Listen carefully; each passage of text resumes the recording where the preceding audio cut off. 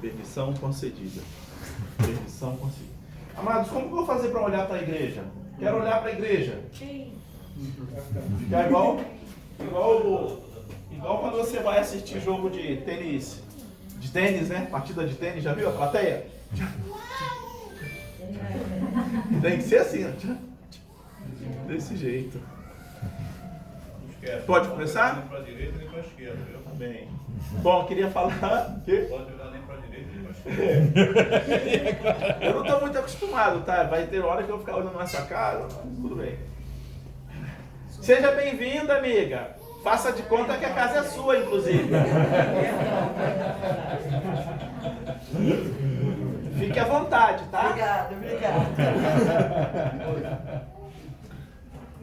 Irmãos, a alegria é muito grande estar aqui com vocês. Pode falar. Uma alegria muito grande estar aqui com vocês novamente. Meu nome para quem não me conhece, é Stanislau Júnior. Podem me chamar de Júnior, se acharem complicado, sem problema. Graças a Deus que meu nome tem o Júnior, né? Porque senão ia ficar bem complicado. Todas as vezes que eu vou nos lugares, como é que é? Eu já coloco logo minha habilitação, pronto, veja aí.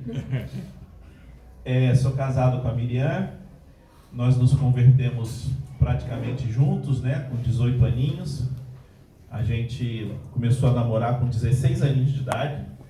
E com 16 aninhos de idade, eu falei para a Miriam, no meu segundo encontro com ela, vou me casar contigo. E ela riu de mim, não acreditou. Ó para aí, ó.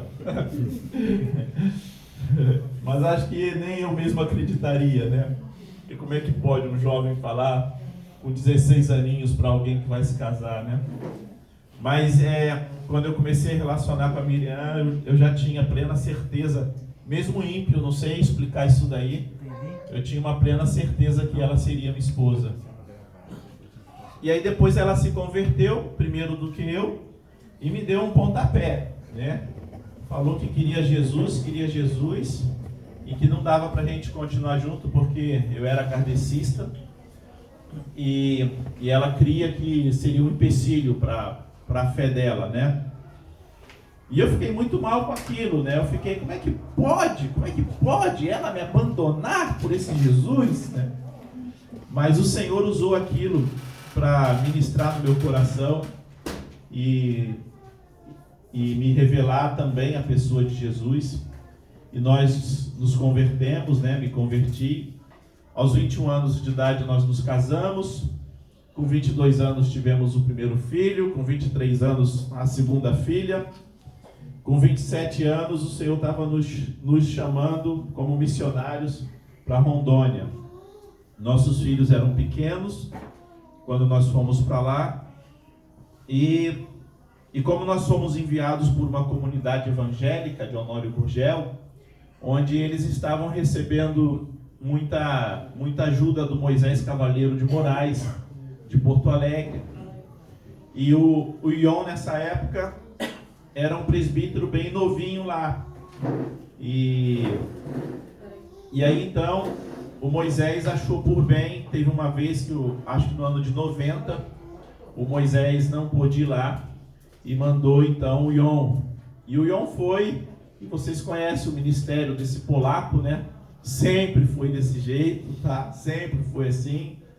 O Ion chega lá e ministra as coisas lindas do Pai, e ministrava sempre muito, né? Porque era uma igreja que estava sendo fundamentada sobre batismo com o Espírito Santo.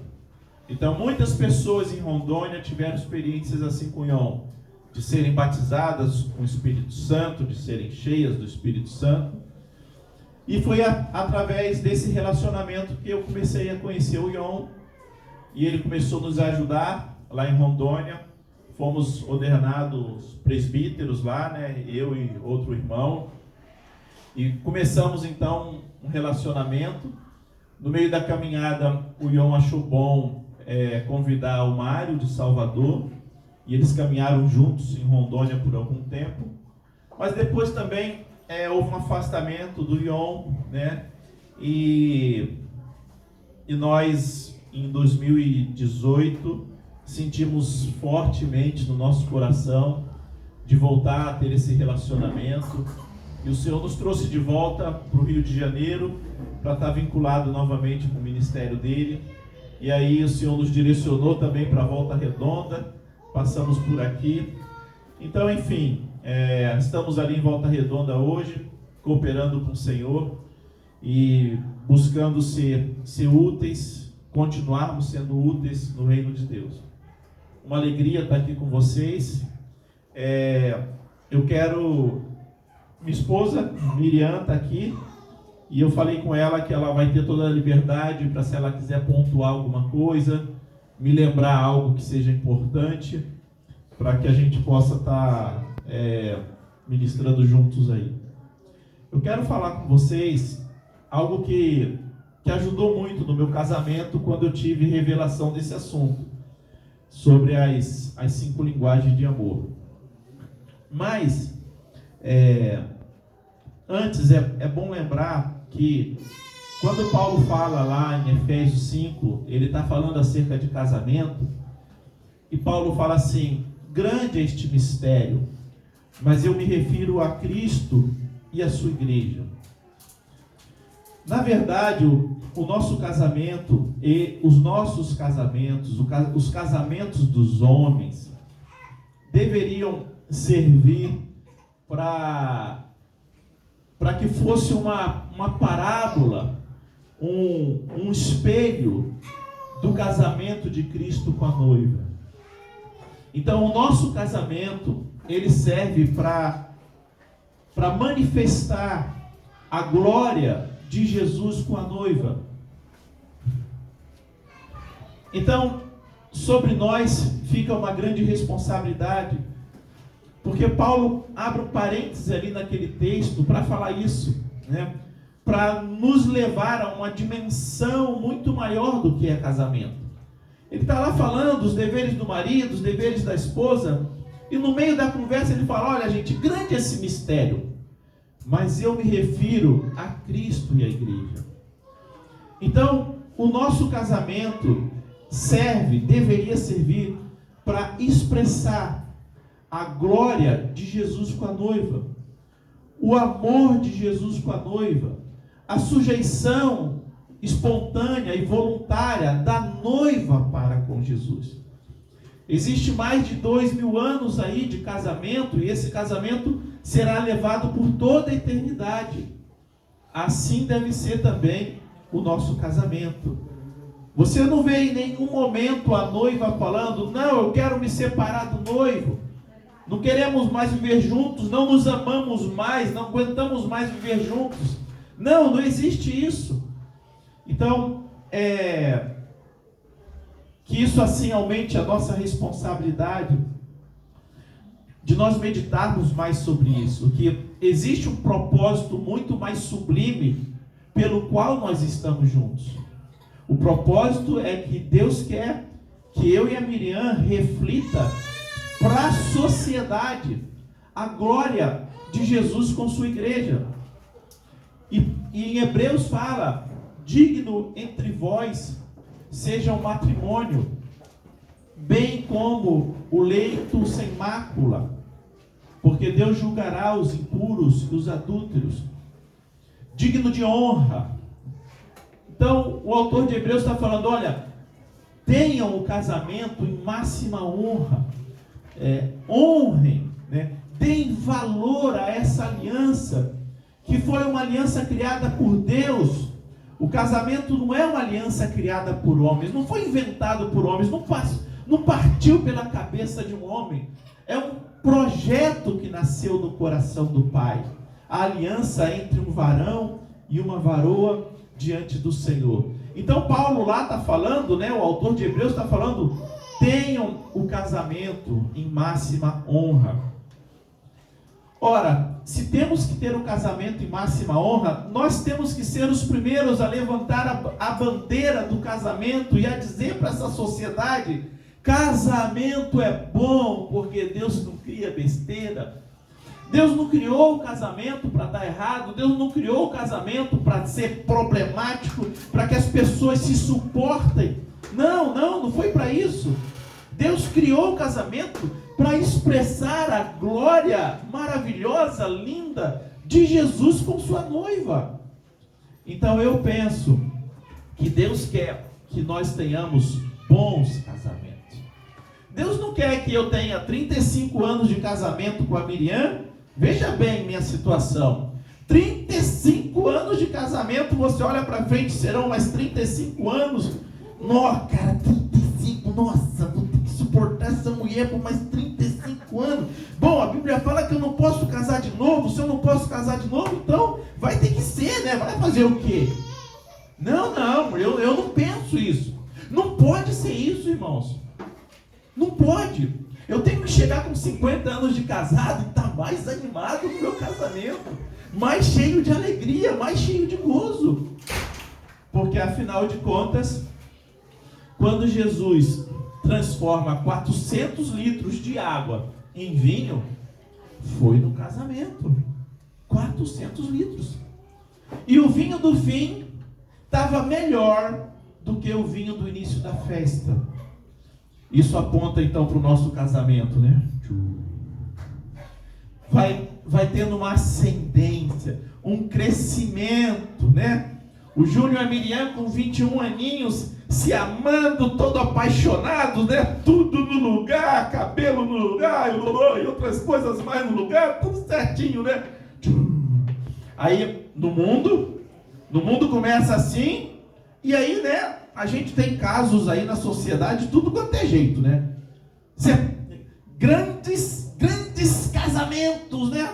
Aquela coisa bombástica assim, né? Grandes vultos, né? Grandes ídolos da sociedade, né? Celebridades, obrigado. Mas também, da mesma forma que tem aquele casório bonitão, né? 2 anos, 6 meses, 5 anos, né? Ué, o que aconteceu com aquela paixão bombástica? Se acaba. Então no mundo tem o seu pico e depois tem a sua decadência. Mas os casamentos que Jesus está na festa, você olha para o casal, cada dia estão mais bonitos, porque cada dia mais vão estar refletindo a glória de Jesus. Amém. Por isso que Paulo fala, grande esse mistério, mas eu me refiro a Cristo e a sua igreja. Ora, se refere a Cristo e a igreja, então cada dia mais eu vou amar mais a Miriam, né? Tem até aquela musiquinha, né? Como é bom amar a Miriam, como é bom amar a Miriam, como é bom. Segunda, terça, quarta, quinta, sexta, sábado e domingo. Conhece essa musiquinha, não? Desculpa aí, é lá da Arca de Noé, essa musiquinha. Não, Tabernáculo de Davi, pronto. Melhorou agora. Bom, amados, então, digno de honra. E como é importante esses encontros para nós conversarmos essas coisas. Há um interesse do Senhor em que a gente toque nesses assuntos, né? Porque nós queremos que Jesus esteja nesse casamento. E ele só pode ser bom e gostoso se Jesus estiver presente. Então nós temos que convidar Jesus para o nosso casamento, para que a gente tenha um casamento cada dia mais gostoso. Conforme os anos vão passando, cada dia eu amo mais a Miriam. Amém. Cada dia a Miriam me ama mais. Cada dia nós somos mais amigos.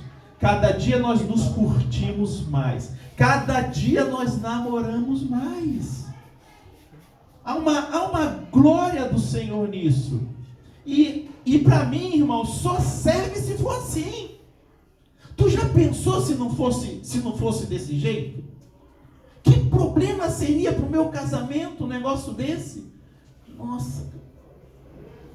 Sabe aquela coisa, gente, que a gente vê no mundo e às vezes dentro da igreja? Os casais estão ali, ó, estão se aguentando, sabe? Estão se suportando. Não, não, não. Se é assim, se seu casamento está assim, tem alguma coisa errada. E nós temos que recorrer ao Senhor, né? Imagina que você está com um problema no seu micro-ondas, né? Aí você liga para a Volkswagen. Alô, da Volkswagen, olha, é o seguinte, o meu micro-ondas está com problemas. Não, moça, você ligou para a Volkswagen, você tem que ligar. Qual é o seu micro-ondas? É Brastemp. Não, você tem que ligar na Brastemp. Não, mas e começa a falar dos problemas do... Ô moço, eu já te falei, moço. Aqui é Volkswagen. A gente não mexe. Então, há um projetista. Há um que projetou o casamento, né? Então, nós temos que recorrer ao projetista. E saber o que o projetista pensa dessa relação. E ele vai saber todas as nuances, todos os detalhes, tudo aquilo que precisa para que você tenha um casamento melhor. Então, isso parece uma piadinha, né? Ora, pois, mas qual é o doido? Qual é o doido que tem um Brastemp e vai ligar para uma Volkswagen? Não está vendo que isso não vai acontecer? Mas tem muitos casamentos que recorrem a outros meios, a outros projetistas, a outros fabricantes. E recorrem a conselhos de psicólogos ímpios. E recorrem a conselhos dessa sociedade caída. Não. Nós temos que recorrer ao projetista. E o projetista vai saber nos ensinar todas as coisas. Bom, por que eu estou falando isso? Porque eu e a Miriam, desde que nós nos casamos, nós buscamos estar o tempo todo verificando o que podemos fazer. Onde temos que melhorar? Eu vejo que o casamento deve ser como um jardim, né? Um jardim, quando você chega e vê um jardim bem cuidado, né? É gostoso. Até Jesus gostava de jardim, né? Jesus ia orar no jardim do Getsemane. Então, jardim é uma coisa gostosa, né? Você chega no jardim e vê tudo podadinho, tudo bonitinho. As borboletinhas pousando nas flores. Você sente o perfume das flores, né? Como é gostoso você estar ali e ver um jardim bem cuidado. Mas, para aquele jardim estar bem cuidado, tem alguém que está cuidando dele. Lá em Rondônia, eu tinha uma casa que tinha jardim. E a gente chegou a ter uma condição que dava para pagar um jardineiro. E aí o jardim estava sem. Mas às vezes acontecia aquela situação, né, do jardineiro não poder ir, ou a gente também não poder cuidar. E aí aquele jardim, que era para ser a coisa mais linda, acaba virando uma quiçaça, se não for cuidado. Então o nosso casamento é como um jardim. E há uma responsabilidade dos dois de cuidar desse jardim. E quando os dois atentam para isso, ele fica sempre bonito, fica sempre cheiroso. No jardim terreno, a gente consegue terceirizar um jardineiro, né? No jardim do nosso casamento, não dá para terceirizar. Tem que ser o marido e a esposa conversando, melhorando. São 35 anos de casado.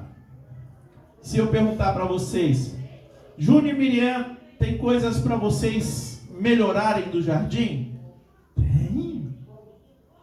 Tem coisas. Então, Júnior e Miriam, vamos conversar. O que podemos fazer para o jardim ficar mais bonito? Então, Isso para mim é o que significa digno de honra entre vós, seja o matrimônio. Levantarmos essa bandeira. E primeiramente nós mesmos sermos exemplos no nosso casamento, para que a gente possa abençoar muitos e muitos outros. Muitos e muitos jovens, muitos e muitos solteiros vão olhar para o nosso casamento e vai falar: ah, eu quero ser igual tio Júnior, tia Miriam. Ah, como é gostoso ouvir isso. Quantos e quantos solteiros passaram pela nossa casa e falavam: ah, tio Júnior, tia Miriam, quando eu casar, eu quero que o meu casamento seja assim. Ah, que maravilha. É possível, amados, é possível. Queria animar vocês a buscarem ter um casamento gostoso.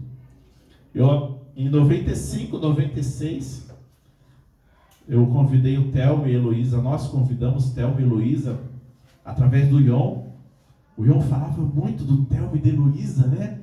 Para casais, para crianças, né? E era o começo, assim, da igreja lá, e Thelmo e Heloísa foram lá, que maravilha, né? E eu aprendi uma frase com o Thelmo, que eu passei a usar no meu ministério, na minha vida. Aquela frase que diz assim: nós temos que nos empenhar para que a nossa casa seja um pedacinho do céu, onde Jesus reina.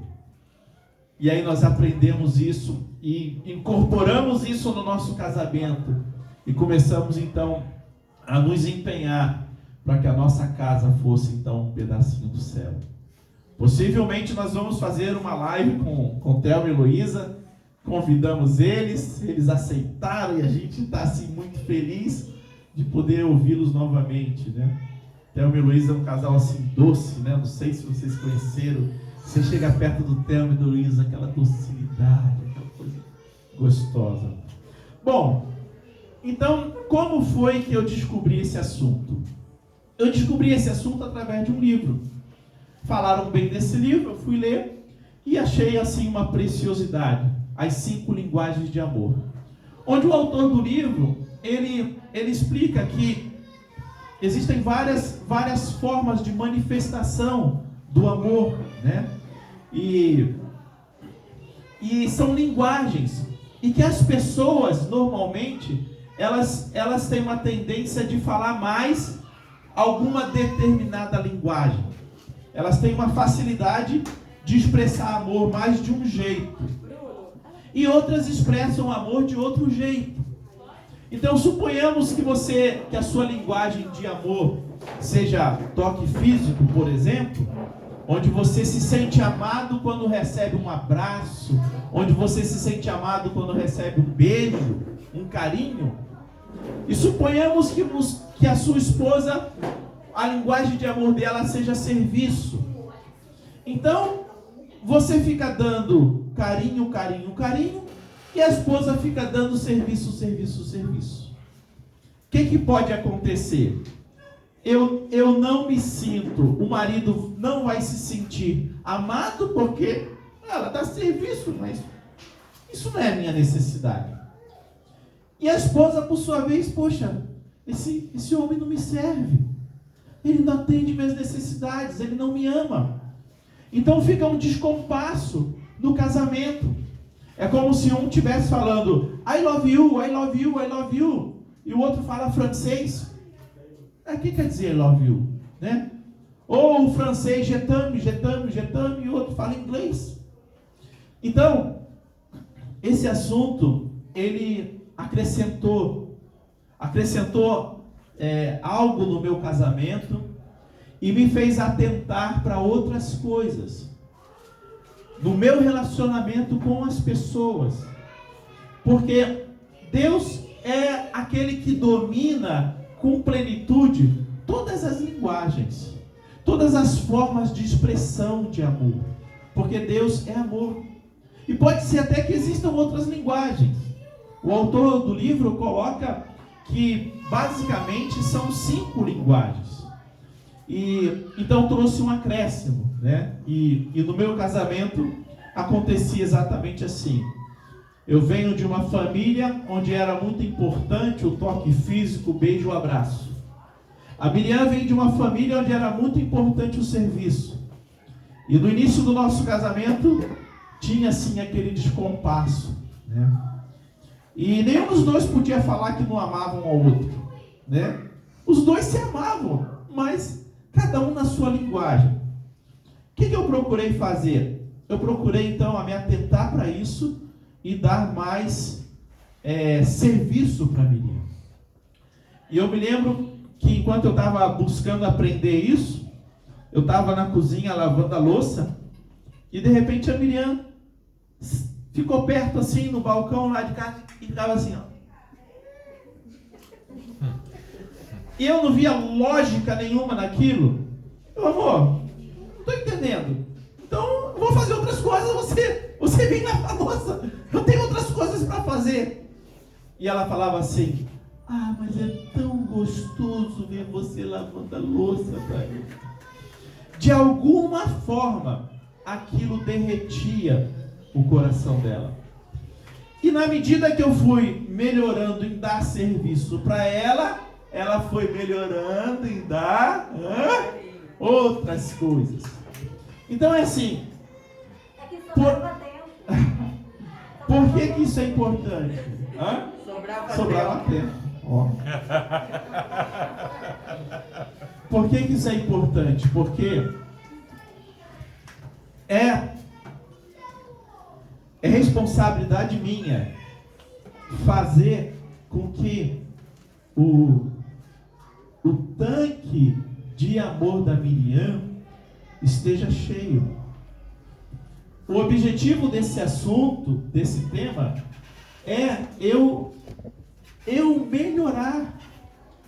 Porque eu já ministrei esse tema em alguns encontros, e eu ouvi uma vez um testemunho negativo de um irmão, onde ele falava assim, aquilo que você ensinou foi muito ruim para o meu casamento.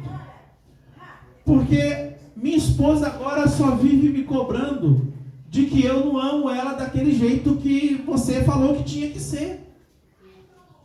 Então, esse não é o objetivo, irmãos.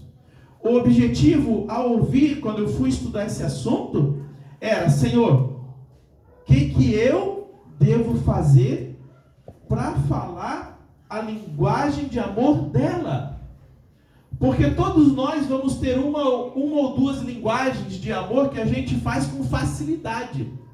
Mas tem outras linguagens de amor que a gente é beba, que a gente é fraco. E, mas será que é só por isso que eu tenho que crescer na minha linguagem de amor? Não. Se eu cresço nisso, em outras linguagens de amor, eu estou ficando mais parecido com Jesus. Então Deus vai usar aqui uma necessidade no meu casamento para me transformar mais parecido com Jesus. E naquelas linguagens que eu sou fraco, eu posso melhorar, eu posso crescer. E isso vai me fazer uma pessoa mais dilatada. Eu gosto dessa palavra, Paulo usa essa palavra, né? Dilatar os ternos afetos, né? Paulo fala, dilatai-vos. Eu penso que Deus quer dilatar, nos dilatar, sabe? Quando a gente ouve às vezes testemunhos de pessoas, né, que falam, mas eu nunca aprendi isso com minha mãe, eu nunca aprendi isso com meu pai, eu não sei fazer isso não é natural em mim. E eu digo assim, que bom, se tem o Espírito Santo para te ensinar. Você tem a palavra de Deus para ir te moldando, e você tem a ajuda do corpo de Cristo. Porque Deus vai usar outros membros do corpo de Cristo que são fera naquela linguagem, né? Você olha para ele, nossa, como esse irmão serve, nossa, como esse irmão é carinhoso, nossa, como esse irmão gosta de dar atenção para as pessoas. E Deus usa esses irmãos para te ensinar a melhorar nas áreas que você não é tão bom. Então, estão compreendendo? Está claro? Amém. Então vamos lá, né? Primeira linguagem de amor. Palavras de afirmação, elogios, encorajamento. Nós vemos lá em Romanos 12:8, que fala lá: o que encoraja, faça-o com dedicação. E Paulo coloca esse dom como um dom do Pai, né? E entra até como um dom essa palavra de afirmação. E nós vemos também que Deus é o melhor encorajador de todos. Não existe um encorajador melhor do que o Senhor. Não existe alguém que supera a Deus nas palavras de afirmação, nos elogios, no encorajamento. A palavra fala, dizem os estudiosos, eu nunca contei, mas dizem os estudiosos que a expressão não temas se repete 365 vezes. Então todos os dias você se acorda e o Senhor está falando para você: não temas, não temas, eu estou contigo. E o Senhor fala isso várias vezes, né? Não temas. Falou para Josué. Para Josué o Senhor fala: ser forte, seja corajoso, homem, não temas. Para Gideão o Senhor fala: Gideão, homem valente. E todos nós sabemos, né, irmãos, que Gideão era um medroso, né? Gideão, eu sou o menor, eu venho de uma família pobre, eu penso até que quando o Senhor fala: Gideão, homem valente, Gideão deve ter, né? De quem esse homem está falando, né? Então Deus, ele está o tempo todo nos animando, quando o Senhor diz em Hebreus 13:5, não te deixarei, eu nunca, jamais te desampararei. Eu ouvi uma pregação de um pastor uma vez, um professor de grego, onde ele dizia que não existe essa expressão no português. Então, como ela não existe no português, foi traduzido como nunca, jamais. Mas a expressão nunca, jamais, que é uma força de expressão, é como se fosse 5 nuncas no grego. Então o Senhor está falando: eu nunca, nunca, nunca, nunca, nunca te abandonarei. Eu nunca, nunca, nunca, nunca, nunca te deixarei. Como não existe uma expressão assim, ficou lá na nossa tradução: nunca, jamais te desampararei. Nunca, jamais te deixarei. Agora eu te pergunto, quando